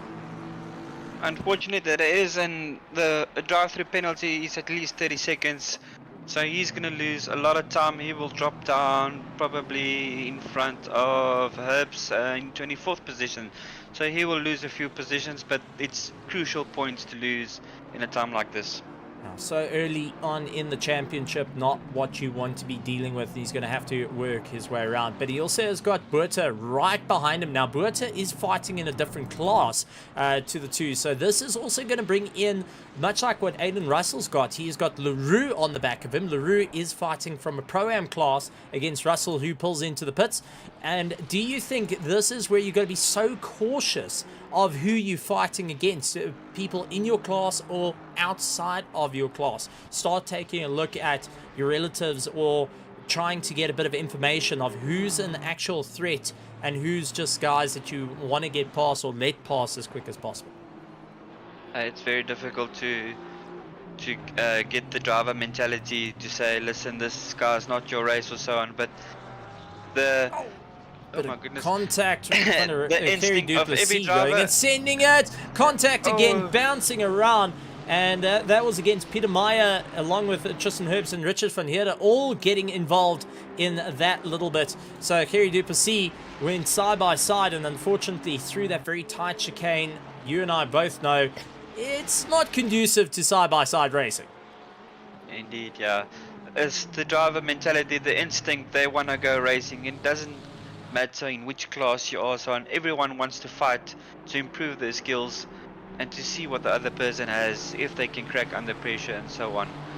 It's the driver instinct, they want to go racing. Well, Jason McGregor out in 10th place now, has completed all his pit stops. Aiden Russell immediately onto the back of him. So Russell going and pushing hard. They are fighting it down to the wire at this point.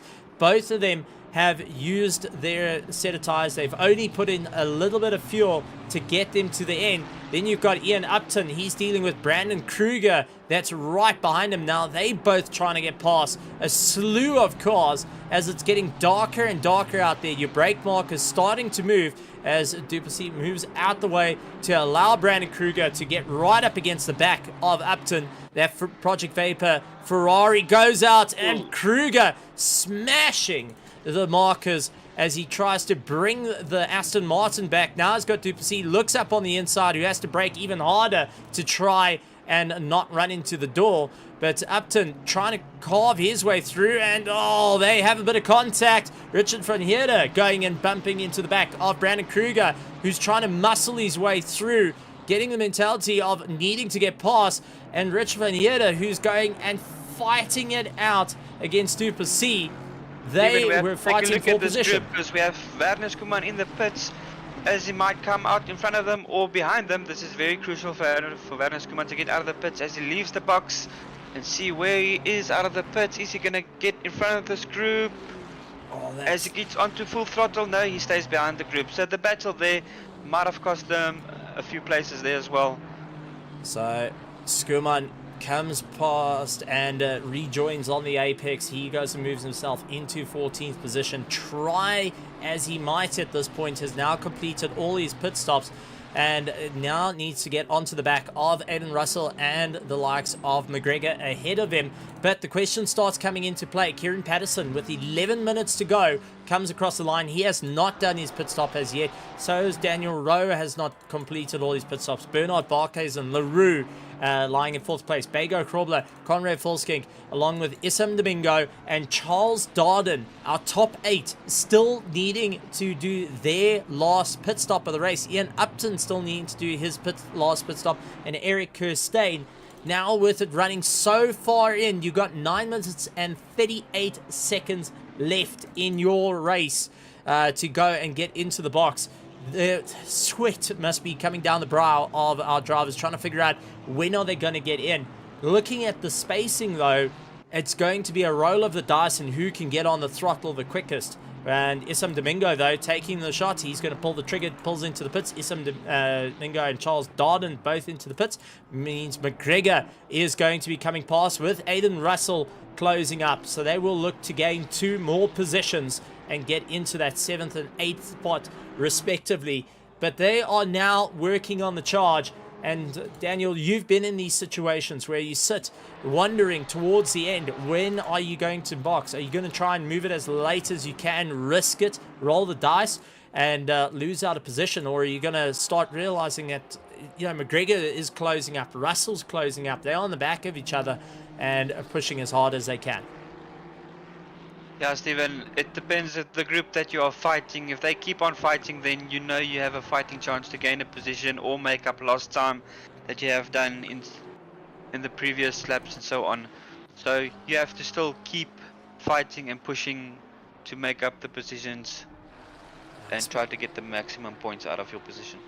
But I mean, it's been one heck of a race. Jason McGregor and Aiden Russell are going to be fighting each other through. 2 cars I want to point out: Conrad Volskink, part of our Pro-Am, and LaRue, part of our Pro-Am, that are currently within our top 10. So our Pro-Am drivers showing off they're not ones to be cast to one side. As you said earlier, and then don't Kruger count went them out. off track. Brandon Kruger, I got a yellow flag for Brandon Kruger. There we go, Brandon Kruger off circuit. Let's go and take a look what happened. Trying to get past one of the back markers, does so. Would have possibly outbraked himself, seeing that he has got Mahath Musa starting to close down on him and Werner Skuman around. And what on earth happened there? Looked like possibly a lag spike that threw him off circuit. We've got a little bit of ghost, a little ghost here in the server. Yeah, we're going to have to call a certain set of crew, but that is going to throw him way out of the order. Mahath Musa and Werner Skuman are going to be rubbing their hands together, saying that's no problem for them. Eric Kirstein, though, dropping a wheel off circuit. He was going and losing out, so that's not going to help his race. Skuman trying to close down on Mahath Musa, who's trying to get past one of our blue flags. At this point, looks up on the inside into turn 1, and so does Skuman with a monstrous dive up on the inside to get past. Maeth Musa knows the pressure is right behind him, tries to muscle his way around with Werner Skuman right behind him, pushing as hard as he can. These two drivers are showing off some phenomenal skill, but Skuman does look for that inside line. Musa going defensive, holding that apex as much as possible, making that BMW a lot wider than it is. And Skuman having to circle his way around, trying to figure out what's going to work. But it's getting darker out there, as Tim, the cameraman, shows us. The clouds starting to roll in, the lights starting to come ablaze. And with the final 7 minutes, what does that do to your race, Daniel? Yeah, Stephen, indeed, it's getting darker. See, the lights are on. I also got a warning here on my dash that lights must be on. It is getting darker. It looks like on the background there's a sandstorm approaching, but I'm sure there will be enough time to finish the race. The visibility is a bit less. You got a little bit glare on the track with your lights, and you're still trying to focus on your turning points and defending. And then you get in the mirrors, the cars coming up closely with the lights, and then you are a bit tense to try and defend and see what the other driver will do. So your main focus still is on your turning points. Yeah, just got to use a bit of muscle memory at this point. Eric Kirstein dealing with Andre Serradio, a name that we haven't spoke too much about. Andre Sorry, Serradio Steven, I has got a been WhatsApp climbing here through. from Tim, the cameraman. Yes. He said he was busy playing Jumanji when he watched Brandon Kruger and he rolled the wrong dice. Okay. Got a nat 1. Fair enough. Fair enough. You know, this is the one thing we gotta tell Tim. You know, don't use the stuff. He's been playing a lot of Phasmophobia nowadays. But our top 6 still needing to do a pit stop. We now into the final 5 minutes of the pit window, and drivers still going past the pit lane. Your thoughts into this? Is this maybe risking it too deep into the race? Or do you think it's going to be a bit of a payout on this one, because you're trying to close drivers off, you making sure they can't go and get the job on a later pit stop? I'm gonna have a look at John LaRue. I'm gonna time him when he crosses the pit entry line to see where he's gonna be out in front of who. So let's just give us a few seconds here to see when he crosses the pit lane entry, and it's now. So I'm gonna time. The 1 liter pit stop is at least 38 seconds, so I just want to see as he goes. Oh, he actually dives off into the weeds. And, well, there is something I do want to show, because a lot of drivers won't actually know about, well, a lot of our spectators will be guessing at this point. But, Daniel, maybe you can give us a bit of insight. While he's trying to make his way around the circuit, this was heading just onto the main straight. He actually drifted far left. And you'll watch him actually catch the pit board. What do you think's going on right at this point? Do you think a bit of fatigue starting to kick in? Or I think he is busy looking at his delta and his strategy for the fuel and so on. So he lost a little bit of focus, and looking at his MFD, he wanted to adjust his fuel stop or so on, and he just swerved off track by the looks of it. yeah, the problem is with the MFD, something we want to talk about to our spectators, as we see Eric Kirstein pulling into the pits. That's going to allow Andre Serradio to go onto the charge to try and catch up to Brandon Kruger, 11.1 seconds ahead. So MFD, for anyone that doesn't know, is a little menu that pops up on the side. These drivers have to manually select what pit stop strategy they're going. You can set up the pit stops, as we see Kieran Patterson's into the pits. That is going to allow Daniel Rowe to reclaim first place. Bernard Barkhuizen diving into the pits as well, so he's trying to undercut or try and take away the advantage of Kieran Patterson. Daniel Rowe taking the gamble, though, to keep on the charge, and so it does LaRue. By my calculations, John LaRue will still be ahead of his teammate, that is Conrad Volskank, so he will come out ahead of Jason McGregor for position. So very, very interesting developments happening right now. So Kieran Patterson back out, will have to make up roughly about 6 seconds on Bago Krobler to get that charge, but has taken away the advantage that Daniel Rowe and Bago Krobler have got, because, as you pointed out, rightfully so, it does take roughly about 32 seconds. Bernard Barkhuizen also following suit. He's going to be having Conrad Volskank looking around the outside, going to go defensive. Conrad, at this point, is not fighting tooth and nail. He is going to respect the position at this.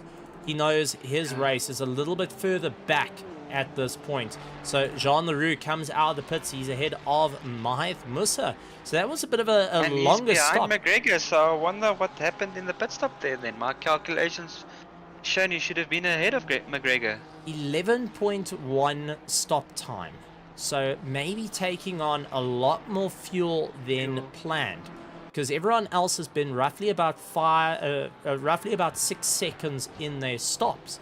But he took 11.1. So maybe going and overfueling the car a little bit towards the later part of the stage. That's very costly for him since he only has 2 laps to go. Definitely not ideal. Mahith Musa dealing with Werner Skuman. And now that it's gotten darker, you talked about that sandstorm starting to roll in, the darkness starting to roll in.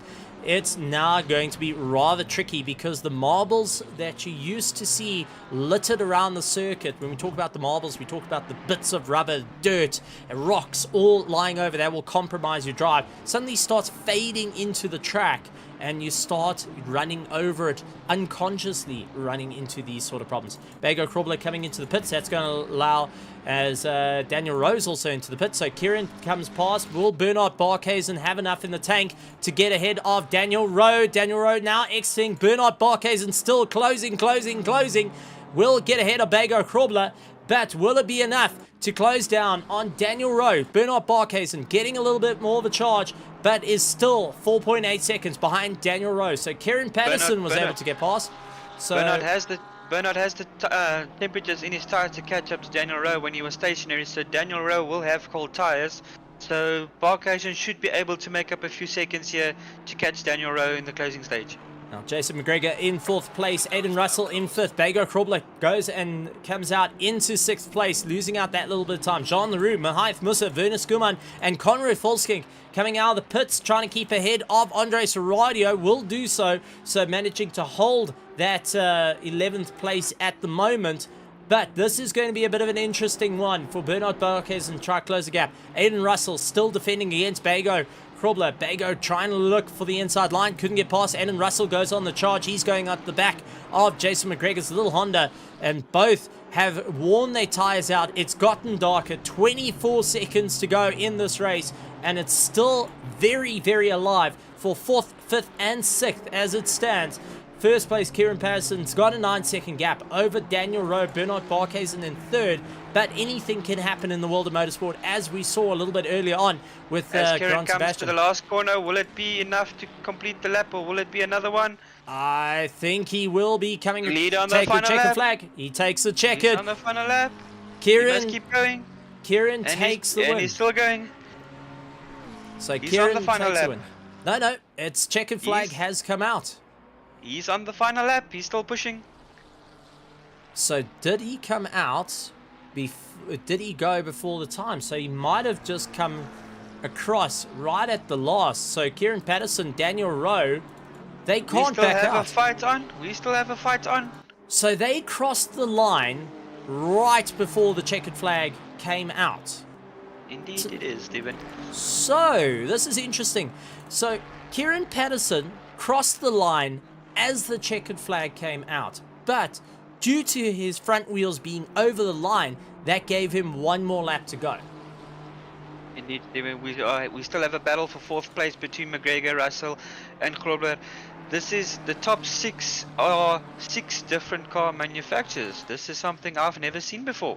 Yeah, we have got the likes of a McLaren, a Porsche, a BMW, a Honda, a Ferrari, an Aston Martin still on a charge. Aiden Russell right up against the gearbox of McGregor, and Bago Krobler still pushing as hard as they can. So everyone leading on the charge. 45 laps of this race.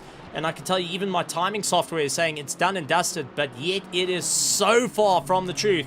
Kieran Patterson, though, making his way through. It is extremely dark out there. Will be coming across the line to get the checkered flag this time around, and he managed to just narrowly miss out on the clock. So Kieran Patterson taking 1st place ahead of Daniel Rowe, who gets caught up. 3rd place, Bernard Barkhuizen and Jason McGregor. Aiden Russell going off circuit, though. Aiden Russell off track. That will throw him down the order. and losing out. So what happened to Russell? He had Bago Krobler right up his gearbox, trying to figure out how to get past. He was right on the back of Jason McGregor. Bago getting a little bit closer to Russell's Ferrari. Under braking, does look up on the inside, and Bago, oh, the slightest of contact between the two, and that turned Aiden Russell round. Bago Krobler continuing right out of it. Bago gave the position back to Russell that he lost. Unfortunately, he lost another position to Jean Leroux, but what a guy from Bago to lift and let Aiden Russell pass to gain the position back. I do want to point out Jean Leroux, first of our Pro-Ams in 5th place in that top 10, has done a phenomenal job. Then you've got Conrad Fulskink, who comes across the line, 2nd of our Pro-Ams. Gideon Rayner, 3rd of our Pro-Ams, as he makes his way around the track, with Ian Upton trying to close down. So what a race it has been. A bit of twists and turns through it all. And even something I have not seen in the world of Assetto Corsa Competizione, crossing the line right at the last, as Conrad Folsking going and saying to Brandon Kruger, here we go, buddy. Let me give you a little bit of a love bump as they come through. You know, just a little bit of put a fist out. Couple of cars looking a bit sorry for themselves. But what a race it has been, Daniel. I mean, having the mix of the Pro and the Pro-Ams together did make a bit of a change for it all. But we do have the winner of our Pros and the overall winner in the box, your teammate, going and having a bit of fun in the pink machine. Kieran Patterson, welcome to the commentary box, and well done on the win. Talk about cutting it close, though. Thanks, Stephen. Yeah, I thought I timed it perfectly, crossing the line and celebrating too early, and then crew chief telling me, no, off you go, you got one more lap. So luckily I didn't have to change my underpants or anything like that, but at least we got the win. So not the photo finish we wanted, actually, you know. certainly not, but happy to get the win. Absolutely tremendous stuff. So off the start, you were under some serious pressure. Give us a bit of an understanding of what happened out there at the start of the race. You were in a fight, not with one car, but dealing with going on to 6 other cars all around you. Give us a bit of an understanding of what was actually happening out there. Yeah, I think with last night's sprint race getting a bit tight going into T1 and T2, it's always beneficial to get that front row start. So I just knew if I could stay next to Bernard and get ahead of him at some point, that Daniel and the rest of the crowd behind would put a lot of pressure on. So I thought if I can get ahead, then I can gain that gap, and luckily it all fell in my favor. And having the mix of drivers, our Pro and Pro-Ams all combined, the different level of skills happening, how did you find that for the race as the race went on? That hour and 20 minutes started going through, everyone's tires working out a little bit differently, different manufacturer of cars getting some advantages and some disadvantages. How did you find the traffic in total? I think a lot of the guys do understand that, from the Pro-Am side, that the Pro drivers are a lot quicker. Some of them are in their own race, which give them grace. They need to race as much as possible because, hey, that's what we're here for. But a lot of the time they were giving us some space and so on. So good respect to them for doing that, and great to see them putting their elbows out and wanting to race with the Pro guys. Absolutely tremendous stuff. Now, you've got that motivation of going and winning last night's race and tonight's race. What's the game plan heading towards next week for the PWSR team, especially for yourself, that scored some very valuable points, not only for your sprint championship, but also for the GT3 championship this evening for season 16. Now that we have got our round 2 done and dusted here at Barcelona, we're going to be moving on to a different circuit. What's the game plan going into the races? The game plan is always going to be to try to gain as much points as possible. Going into next week's race at Zolder isn't going to be the easiest for us. Knowing with the balance of performance that the cars have, a couple of our cars aren't sitting in the best position. But with a track like that, with the curbs that it's got and the short layout that it is, I think we're going to have to put our heads down and make sure quali is the best thing on the day instead of our race pace. So we'll just do as best as we can and get as many points as possible. Get a bit of dialing into the setup as well. And before we let you go, Kieran, is there anything you would like to say? You're allowed to challenge drivers, you're allowed to say thank yous. You, as long as it's PG-13, the microphone is yours.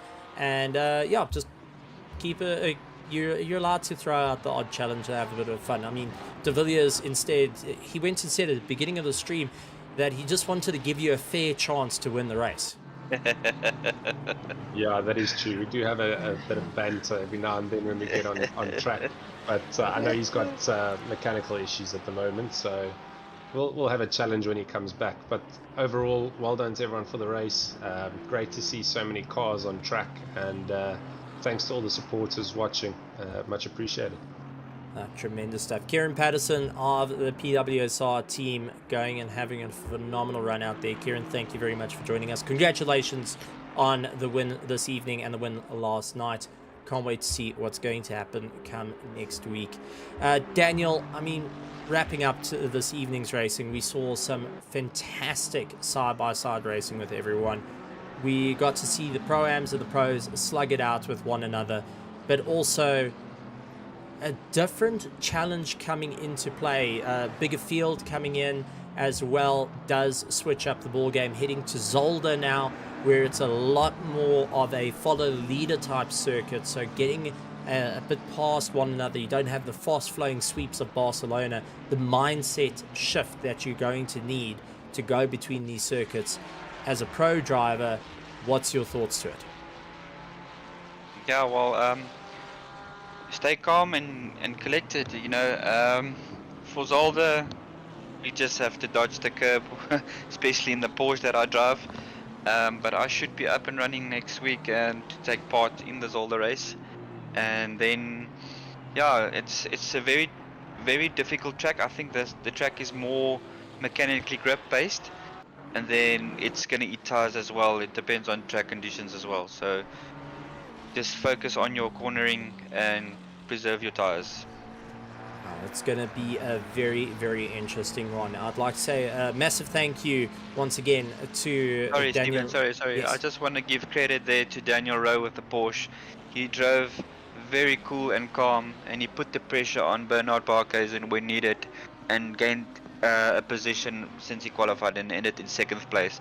It's not very easy to drive the Porsche. You have to be very mentally ill to drive the Porsche. It's a very difficult car, and the setup for that car is extremely difficult. I think Kieran can also agree with me on that as well. But yeah, credit to Daniel Rowe for keeping the Porsche on track and getting a podium there. Well, My driver of the day. I think Sorry, you've Kieran. I think you've got to put the Herbie livery on. I know Alan's got it. And you got to put the Herbie livery on, and it solves all the problems. Yeah, as you said, drivers of the day, there's been quite a few. Unfortunately, most unfortunate driver had to be your fellow teammates in the Porsche, going and battling Darren Miller, not having the easiest time out there. But congratulations to him to still stick it out and still come across the line despite everything that's happened. Mahias Musa with a great maneuvering as well, clawed his way through the ranks. Jean Leroux from our Pro-Ams landing up into the top 5 is always fantastic to see. I like to see our Pro-Ams taking on our pros at such a level. But massive thank you to you, Daniel De Villiers, for joining me in the commentary box. Not often that we get to chat, and this is your first outing, full outing in the commentary box. So as a commentator, you're hired. Just send me the address where we need to send the bill. You're hired. Congratulations, well done. You are local Crofty or Martin Brundle sort of style. You got the information, working it all out. Absolutely I just love it. don't do grid walks at all. That's very awkward. We'll solve that, don't stress. But also massive thank you to our guests like Tyler Humphries coming in and having a chat with us, Grant Sebastian, also Cameron DeBastos spending a bit of time with us, just giving us some valuable insight into the world of sim racing right here at Raceface.Pro for the GT3s. And also to you guys, the spectators, the families, the teams, the drivers, for making it all possible this evening and for supporting us through it all. I see quite a few guys in the grandstands going and enjoying it. Robert Wentworth, we got D1976 Sniper, Tyler Humphreys jumped in, Cameron Bastos, Demonix, Kalen Mauer also jumping in, Don H going and asking a very, very poignant question. Loved that. So just so many different people jumping in, and if you guys didn't even comment, guys, thank you very much for still watching. It really means a lot to us. So hit the subscribe button, hit the bell notification icon, leave a thumbs up if you enjoyed the racing, and leave us a comment as well if your driver of the day was up towards the top. Let us know who your driver was of the day. That's my challenge to you guys, the spectators and drivers and teams re-watching this. Let me know who was your driver, who was your pick for the Barcelona race, and who's your pick for Zolder. All those comments help with the algorithm here out at YouTube. But as I said, hit the subscribe, hit the bell notification icon, and like always, we're going to see you come next week, same time on Thursday, but we still do have Tuesday. We have our TCRs going out and racing out on Tuesday for our iRacing. Wednesday, our GD3 Sprint Series will head out to Zolder, and then we will have our Thursday series, which is the GD3 Season 16, going and for muscling their way out on the track, where we'll have both Kieran Patterson and Daniel de Villiers going and giving us a bit of insight from the cars of what's happening and what's going to be the best strategies. Ladies and gentlemen, boys and girls, like always, I'd like to say good morning, good afternoon, good evening, and good night, everyone.